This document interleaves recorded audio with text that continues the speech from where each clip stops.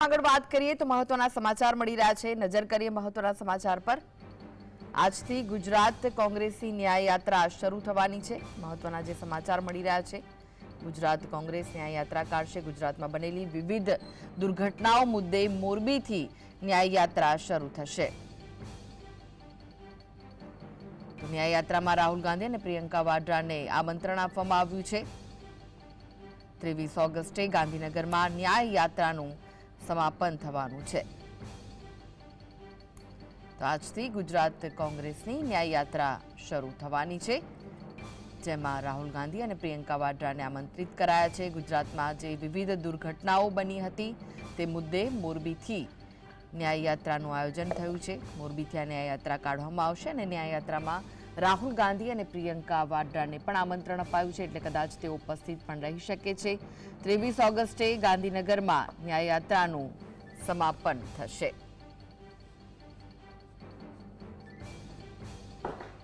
તો લોકસભા ઇલેક્શન પછી કોંગ્રેસ હવે થોડી સક્રિય થઈ છે। કોંગ્રેસની ન્યાય યાત્રા 9 ઓગસ્ટથી મોરબીથી ગુજરાત ન્યાય પદયાત્રાની શરૂઆત થવા જઈ રહી છે। ગુજરાતમાં બનેલી વિવિધ દુર્ઘટનાના પીડિતોના ન્યાય માટે યાત્રાનું આયોજન કરવામાં આવ્યું છે। ત્યારે મોરબી કાંડના પીડિત પરિવાર, કોંગ્રેસ કાર્યકરો, ન્યાયયાત્રીઓ સામેલ થશે। મોરબી, ટંકારા, રાજકોટ, ચોટીલા, સુરેન્દ્રનગરથી આ યાત્રા પસાર થવાની છે। વિરમગામ, સાણંદ, અમદાવાદથી પસાર થઈને ગાંધીનગરમાં સમાપન થશે। તો હરણી બોટ કાંડ, મોરબી બ્રિજ કાંડ,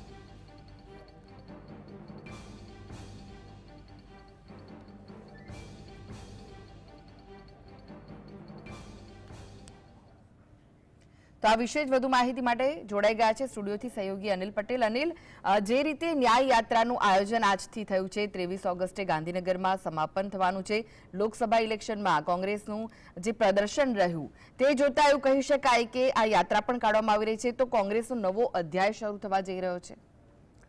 કૃષ્ણા, રાહુલ ગાંધીનું સંસદમાં એ ભાષણ, જેણે તેમણે નરેન્દ્ર મોદી અને અમિત શાહની સામે કહ્યું હતું કે અમે તમને ગુજરાતમાં હરાવવા જઈ રહ્યા છીએ, એ પછી ગુજરાતમાં આવવું અને પછી કહેવું કે અમે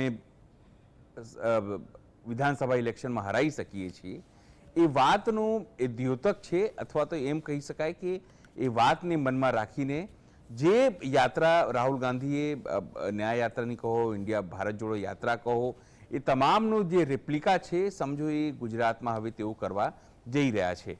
આખી યાત્રા એ તમામ મુદ્દે છે, કારણ કે કોંગ્રેસને લાગે છે કે પછી તક્ષશિલા કાંડની વાત હોય, હણીકાંડની વાત હોય, મોરબી કાંડની વાત હોય, ટીઆરપી ગેમ ઝોનની વાત હોય, ખેડૂતોનો મુદ્દો હોય, એ તમામ મુદ્દે જો અત્યારથી જ મહેનત કરવામાં આવે અને કોંગ્રેસી કાર્યકર્તાઓને, કારણ કે હવે રાહુલ ગાંધી વિપક્ષના નેતા છે અને વિપક્ષના નેતા તરીકે જો હવે તેઓ આવશે તો સરકારને તમામ પ્રકારના પ્રોટોકોલ આપવા પડશે અને જ્યાં એ ઈચ્છશે એ ત્યાં જઈ શકશે।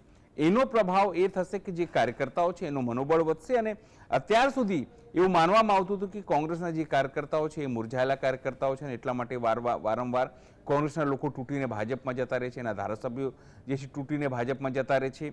એ તમામ વસ્તુઓ તોડવા એક જે નેરેટિવ સેટ થયું છે, એક પરસેપ્શન સેટ થયું છે, એ તમામને જે એને કાઢવા માટે કહી શકાય કે એક અલગ પ્રકારનું નેરેટિવ સેટ કરવા માટે આ તમામ વસ્તુઓ કરવામાં આવી છે।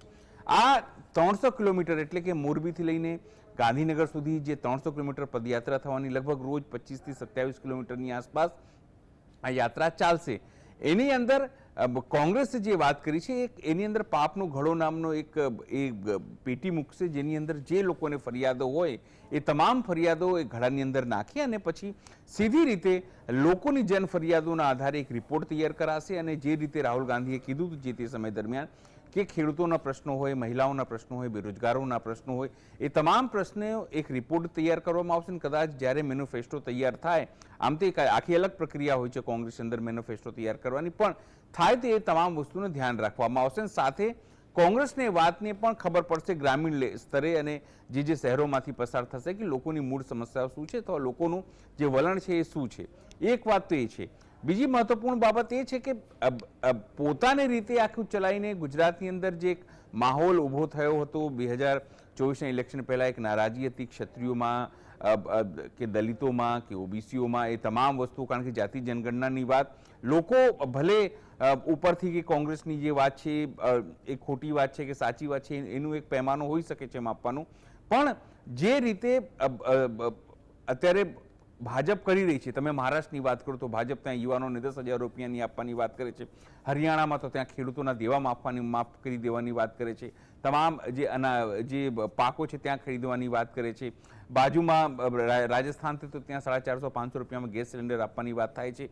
તો એ તમામ મુદ્દાઓ પણ આ પદયાત્રાની એક ભાગ રહેશે, આ યાત્રાની ભાગ રહેશે અને એ વાત પૂછવામાં આવશે કે જો મહારાષ્ટ્રમાં યુવાનોને તમે 10,000 રૂપિયા આપી શકો, 8,000 રૂપિયા આપી શકો, બહેનોને 1,500 રૂપિયા આપી શકો, તો પછી ગુજરાતના લોકોએ શું વાંક કર્યો છે?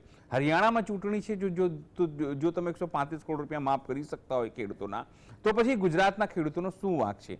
જો રાજસ્થાનમાં તમે 450 રૂપિયામાં કે 500 રૂપિયામાં ગેસ સિલિન્ડર આપી શકતા હોય, તો પછી આ તમામ વસ્તુ ગુજરાતમાં કેમ નહીં? આ સાથે સાથે તમામ વસ્તુ, કારણ કે ભાજપે પણ કાઉન્ટરમાં તિરંગા યાત્રાની કરી, જેની અંદર સરકારે શું પોતાની ઉપલબ્ધિઓ છે એ ગણાવશે, પણ અત્યારે તમામની જે નજર છે એ ગુજરાતની ન્યાય યાત્રા ઉપર છે, કારણ કે પહેલી વખત કોઈ પણ દેશની અંદર રાહુલ ગાંધી પછી જે રેપ્લિકા ઉપયોગ કરવામાં આવી રહી છે યાત્રાઓની, પદયાત્રાઓની, એ ગુજરાતમાં થઈ રહી છે. રાહુલ ગાંધી ક્યારે અને કયા દિવસે આવશે, કે પ્રિયંકા ગાંધી કયા દિવસે આવશે, કે ખડગે કયા દિવસે આવશે, એના ઉપર તમામની નજર છે. જી જી જી, આભાર અનિલ સમગ્ર માહિતી